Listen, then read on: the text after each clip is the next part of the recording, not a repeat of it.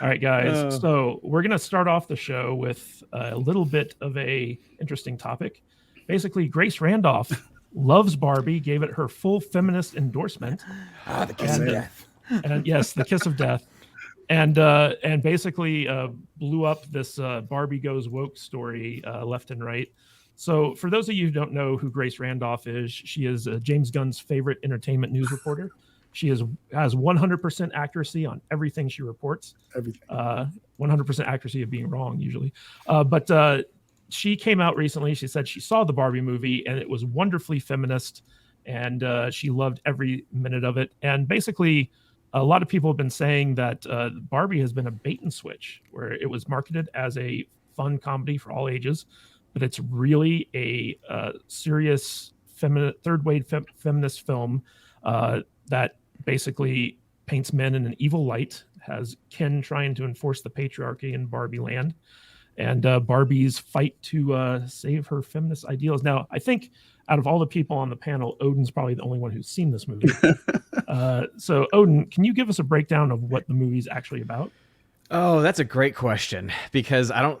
The biggest issue I have with the film overall is because it doesn't really know, or at least it doesn't seem to know, who its audience is. Because there's moments in the film where I think, oh, this could definitely appeal to younger female generations. There's moments in the film where I'm like, oh, this could appeal to the generations of people who have grown up with Barbie for many, many years. But then, unfortunately, there are too many moments in the movie where it's, oh, this could only ever appeal to either gender studies majors or their professors. And so it's like, it's because it kind of is going in all these different directions, and it doesn't really know exactly who it wants to be for, that it really, like, narratively is kind of a bit of a mess in that way. But generally speaking, the main concept of the film is that Barbie starts to have feelings and thoughts of death, finds out that there is this connection she has with the real world, and so she has to leave the real world to find out what exactly that connection is and to be able to try to fix things. And through the course of that, Ken comes with her. Ken then discovers books on the patriarchy, brings those back to Barbie Land, and again, that's pretty much where, like, the main antagonist of the movie essentially is Ken, because he has implemented the patriarchy in Barbie Land. And so again, on the surface, you're like, okay, I could actually see how that could potentially be fun, how that could potentially be funny, right, in that self-deprecating kind of way. The unfortunate thing is that it's coming across in a very clear, I'm giving you a speech. I'm going to pontificate to you about all of these different ideals that really only belong in a college classroom. And even there, you're like, I don't know necessarily if they really belong there, but it is what it is. But a lot of people have been coming out of it very happy, I would say, right? And it's like a 70. Some of the numbers I've seen is ranging from 61 to 70+% of the audience has been female, which makes a lot of sense, right? This is clearly much more for female audiences. But also, too, the general mindset is I've seen mostly positive reviews coming from a lot of the people that have actually seen the movie itself, even if they are willing to admit that there are these moments in the film. So it is kind of interesting to see how some people are a little bit more, I guess, aware of how blatant it is, because it's very, very blatant, and also how many are kind of just, oblivious to it, even when they use the word patriarchy 10 times in the movie. Robert, what's your take on Barbie? Do you have any Barbies back there on your shelves? It's funny that you ask that, because I do. I do. I'm looking. Oh, here it is. You'll love this. Here's my Supergirl Barbie from the Flash movie. So, Very nice. It's a genuine Barbie, as you can see right there. Kind of looks, her face kind of looks like that Star Wars girl a little bit, right? It's just yes. I mean, well, I have not seen Barbie, but I mean, it's interesting to me that none of it's surprising. I mean, it doesn't surprise me. Noah Baumbach and Greta Gerwig. I think Greta Gerwig, what's more interesting about this movie to me is that I've been a fan of Greta Gerwig's. Like, I really like Lady Bird, as a film with Saoirse Ronan. And I thought that was a really pretty terrific movie. I thought that her Little Women, what we're seeing is a filmmaker that began with very much indie roots. Noah Baumbach obviously has been a very accomplished filmmaker. And they're a couple. And they made this film, and they were given. I find it interesting that they were given. This is not a cheap movie, and it's interesting to see an emerging voice, a new filmmaker, being given the reins to a studio movie. So I look at it from a different perspective. all of the talk about the patriarchy and feminism and making Ken evil, yawn. I mean, I'm a little disappointed that that's where it goes, because that's such, to me, that's philosophy 101. It's gender studies 101, and it isn't anything unexpected. I would have liked to have seen much more of a Kubrickian satire from all this, but that's a little too much to ask for. And I think that what's more important, what I think when people look back on this movie's made a lot of money this weekend, and so has Oppenheimer. And what I'm curious about is the fact that these two movies have been combined, memed out by social media. It's a marketing campaign the studios could never have figured out or mounted, because you have two films from two different studios that have been grouped together for this sort of pop culture event. Barbie, it turns out Barbie might have the biggest opening of the year, even ahead of Mario Brothers. And Oppenheimer also has way overperformed. And if Barbie has got girls, moms who've gone to see a movie but also wanted to play the game and went and saw Oppenheimer, that to me is a win. Because if people are more aware of who Robert Oppenheimer was and what happened with Trinity and what happened to develop the atomic bomb, which I think, especially in America, people have no understanding of that anymore. So Right. I see this whole weekend as something to be celebrated in the sense that I look at the Barbie phenomenon as a way that people have gone to see Nolan's Oppenheimer, and Sure. that can only be a good thing. It's funny, the meme that you're talking about is called Barbieheimer. Barbieheimer, yeah. Barbenheimer. So like it's kind of interesting to see that. I wanted to throw this to Dave though. Dave, is Barbie really kind of popular in Ireland as it is over here in America? I never thought that as a 40-year-old man I would be speaking about Barbie as a topic ever, let alone a movie. I really don't know the answer to these questions, nor had I any plans to ever see any kind of movie about a little girl's doll. So I can't say. But what is staggering and maybe a tad disturbing is I actually wasn't aware what Rob said there about it doing so well at the box office, because it clearly is so monumentally woke with these very divisive political messages. And I suppose my only concern about this is the impact that has on a young generation. Because I suppose like we do need positive role models for girls and for boys as well. And instead, typically now what people are getting, and this speaks to all the pop culture that we analyze, is we're just getting stuff that for girls is men are terrible, and you don't have to try very hard. Women are just this Mary Sue. They're held up these representations that are unrealistic, and we've seen that in lots of examples of sci-fi lately.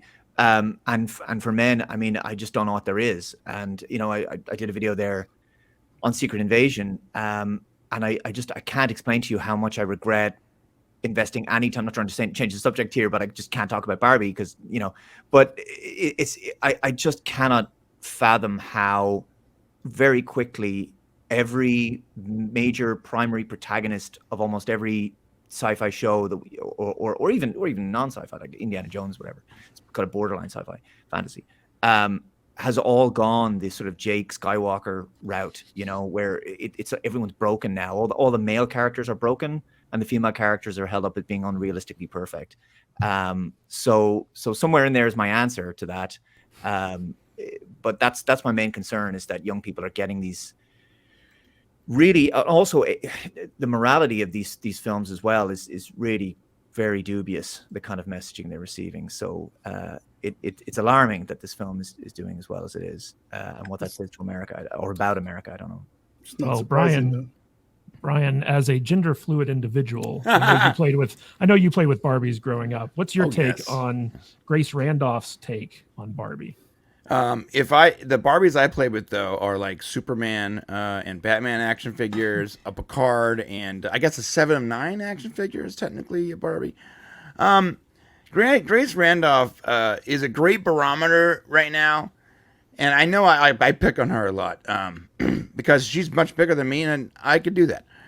And You're punching I'll up. say that she's a great barometer for whenever she says she likes something, I'm like, oh, cool. I'm not gonna like that. Yep. I'm almost positive I'm not gonna like that. When she says something is horrible, I'm like, it's probably based. Let me go check that out. So I've oddly been following her more often lately for the reverse opinion of what I think I should have. And when I saw that, I was actually a little bummed because I thought Barbie might actually be fun. After seeing the trailer, I thought it would be funny.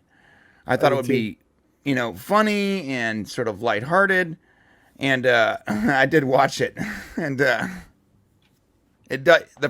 first half is funny. The last half is real preachy, and it's sort of an odd statement because I saw some of Greta Gerwig, her other stuff like Nurse Jackie and Mindy Project, and like those were all pretty good shows about women as the main character, and they were strong, and they had like their weaknesses, but they had their strengths. It was very realistic, and it was funny, and it was a little more lighthearted approach to like social commentary. And I was like, you know what? If she does the same thing with Barbie, then it'll be fun. But it did get really preachy and heavy-handed in the last half of the movie. I don't think it's as bad as people are saying. I'm not trying to put water on anyone's point. How dare you? But I don't think it's as bad as people are saying. It's not as preachy as people are saying. It's not like, I saw some guy out there screaming and getting all upset about Barbie as some third wave feminism thing. I'm like, this is not the hill you want to die on, bro. No. It is preachy the last half, but it's not like, don't watch it if you are like really hardcore anti-feminist, because it has that preachy stuff. But it's not like super bad. In fact, I even saw Ken as more of, honestly, I thought Ken was based. I was like, this guy's great. I love Ken.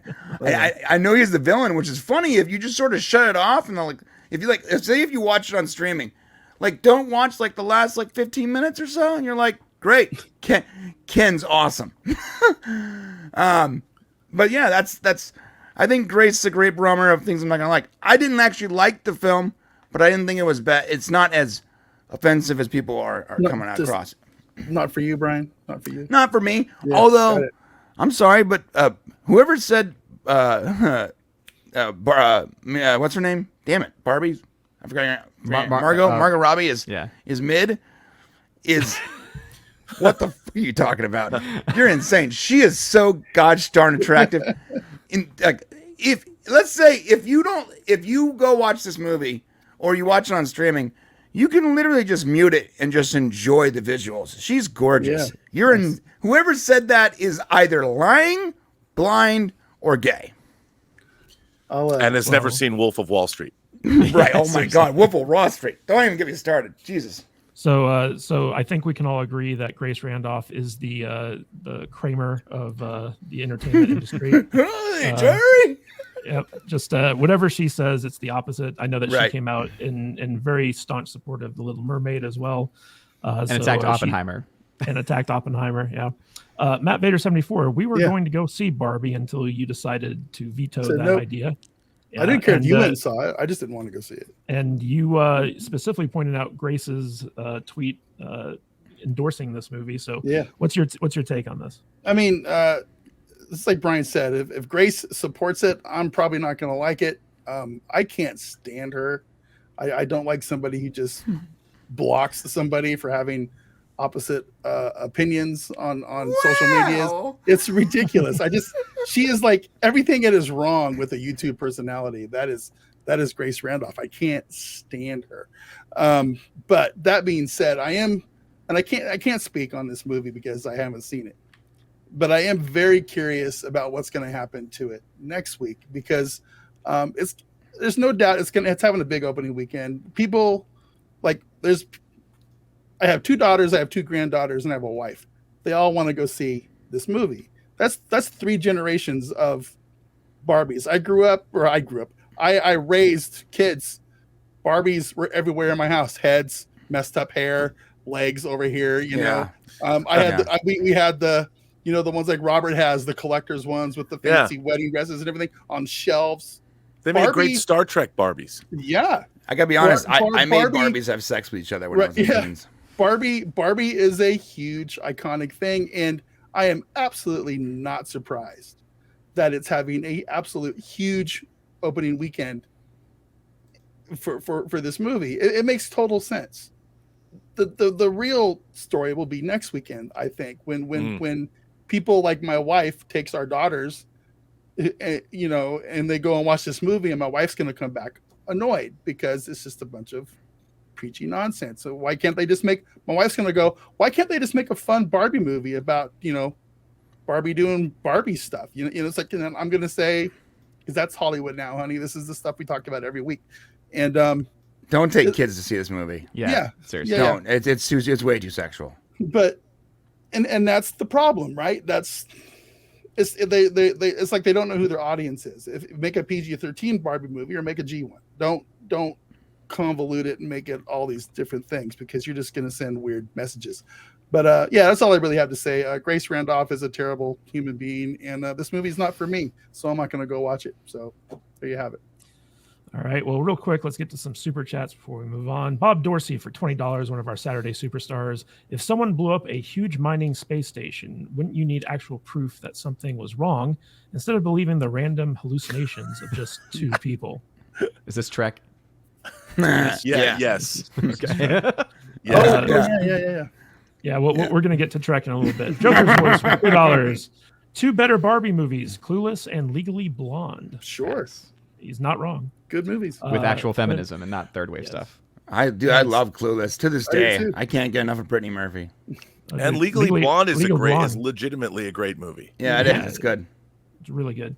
Sidebook VR for 5,000. Is that yuan? I don't know what. I have no idea what symbol that is. I think that's Japanese though. Barbie equals bad. Reverse Pleasantville. Even Pleasantville was a bit too on the nose as propaganda, but still enjoyable. He's not wrong either. Hey guys, if you like this podcast, don't forget to like and subscribe to the channel and comment below on your favorite video as well. That goes a long way with helping us boost our channel and get out there in front of more people. And it lets YouTube know that we're doing something right. And if you want to catch us live, we go live 2 times a week, once on Saturdays at 10 a.m. Pacific time and on Tuesdays at 1:30 p.m. Pacific time. So join us there in the chat. We will see you on the live stream. Stay salty.